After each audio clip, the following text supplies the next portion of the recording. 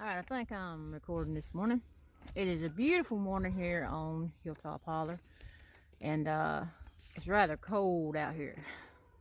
But I love the cold, and my darling loves to pick on me about, when I say, it's cold outside. He's, but I thought mountain daughters love the cold. He's just giving me a hard time, because I do love the cold. But I'm out here to make a short video, and yes, I'm going to try to keep it short and straight to the point. Y'all know me.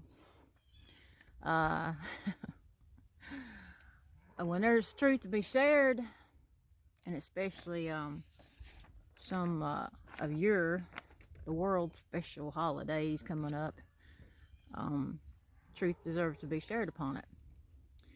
Growing up, pretty much we all have done the same thing because we were brainwashed into it, because our parents were brainwashed into it, and we were taught, you celebrate this, you celebrate that, and this is the reason why we celebrate it. Well, like the Freemasons, it's they tell you part of the truth, but they actually have the rest of the truth hidden in plain sight.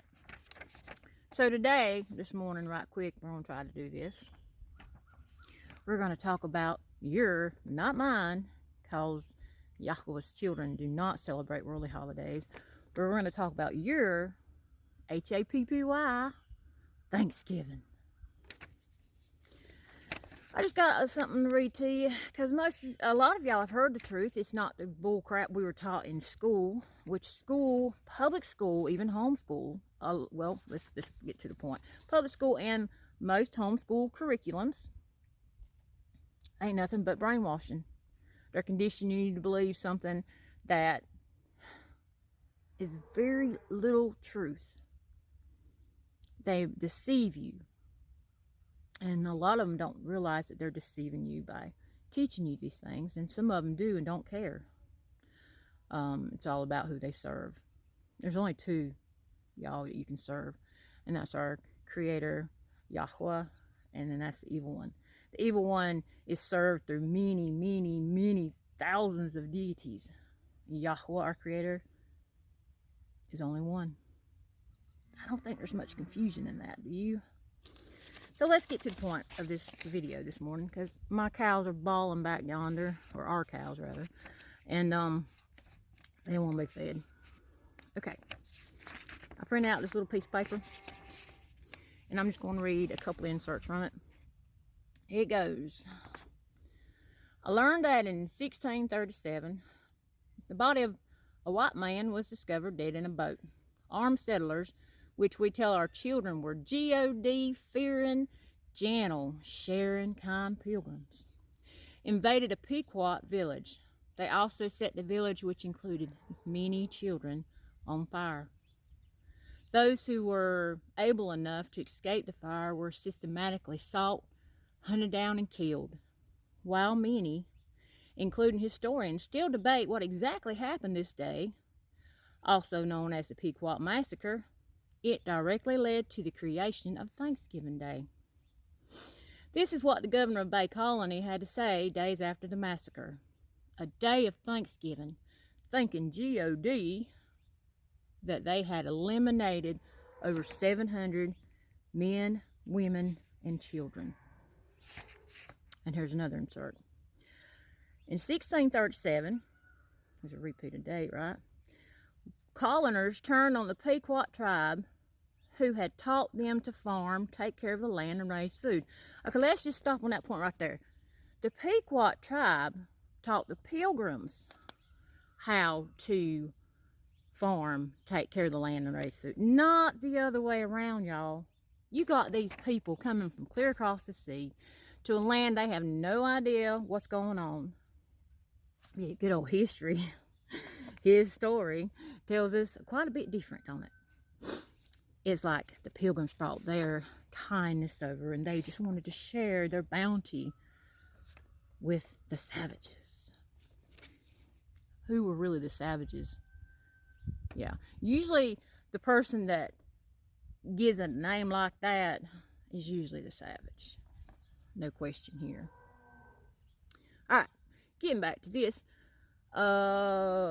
The male colonizers slaughtered 700 Pequot men, women, and children and elders, and then celebrated. Now this is historic. They gave thanks for the massacre they had just carried out. They continue celebrating like this when they massacred indigenous people. Okay, they continued celebrating like this each time they massacred indigenous people. Indigenous means native, okay? Native to the land. Until Lincoln, good old Abraham Lincoln, y'all, you know him, he's very well loved, right? Not by all of us. Until Lincoln decreed the celebration should only happen once a year. After a year, he himself had ordered the massacre. He himself had ordered the massacre of a group of indigenous people. Good old Abraham Lincoln. Don't you just want to plaster his picture all across your house and your CHUR CHs and your schools? Tell how great of a man he was, just like George Washington, Benjamin Franklin. Oh, I could go on. How many presidents are there now? They're all Freemasons or Jesuits, which is, you know, right around the same thing. So, with that being said, folks love to argue the point, well, that's not what we celebrate it. No, it's the day that we get together with our family and friends that we can't ever see any time throughout the year, but this one day. Oh, wait a minute, there's Christmas. Oh, wait a minute, there's 4th of July. Oh, wait a minute, there are reunions. There are gatherings. But the reason we celebrate Thanksgiving Day is because of family and friends. Let me tell you something. There is an origin to everything, and you can't change the origin just because you say this is how you celebrate it. They celebrated it the same way. They sat down to eat a feast. They were gathered amongst family, friends, and loved ones. They, the savages, the murderers, you're doing the exact same thing. You can code it up, purdy it up, paint it up, whatever.